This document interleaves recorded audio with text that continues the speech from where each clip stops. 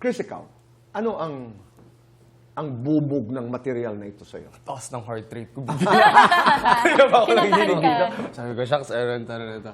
Hindi, Tito Boy, siguro kasi ako na lang, kung paano ko mako-compare sa character ni Jeffrey yung ano, may ano naman, may andyan naman yung presence ng dad ko. Pero kasi in a way, growing up kasi, Tito Boy, iba yung views namin. So technically, hindi rin kami ganun ka-close. Now, yes, oo. Pero nung growing up kasi, parang ano, yung dad ko kasi may wall yan. May backstory naman po yan kasi may reason siya. Namatayan kami ng ate. Yung ate ko naman po, nung naglalambing-lambing sa kanya, tapos nawala. So parang sa kanya yung tumatak. So hindi na siya naging malambing sa amin. So parang yun yung growing up, yun ako, ay, wala akong ano. Parang hindi ako, distant ako sa family, sa dad ko. Because of that. So parang ako sabi ko, sige. Pero hindi ka galit. Hindi, parang dati lang po nung bata ako. Pero ngayon parang nag-gets ko. In a way, thankful pa din kasi kung paano ko po ako kay Prey, sabi ko ayoko ng ganung, ayoko ng ganung treatment. So kung ano yung, ayoko na nakita ko sa treatment ng dad ko, yun yung hindi ko ginagawa sa anak ko. Kumbaga yung anak ko binubugbog ko po, ayun yun, pinupuspusan ko ng pagmamahal.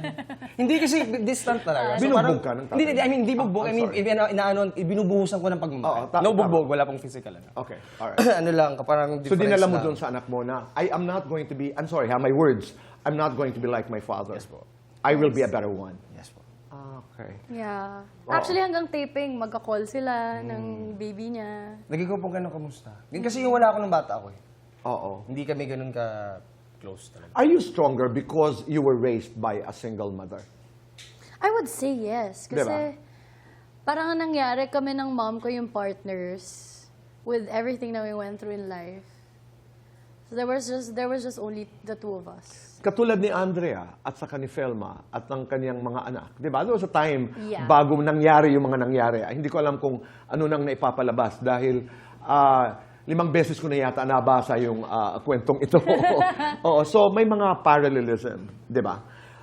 In an interview also, Chris, you said that you're not very close to, ayun, pag-usapan natin yung mga relasyon ng magkakapatid. To one of your, to a brother or to a sibling?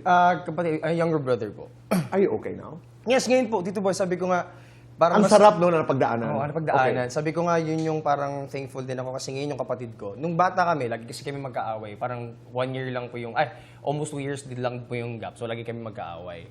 So, lagi kaming, siguro normal, 2 lalaki, ganyan-ganyan. Pero ngayon, siya na po yung, may problema sa bahay, ano gagawin natin, gano'n. So, parang mas naging close kami ngayon kesa dati.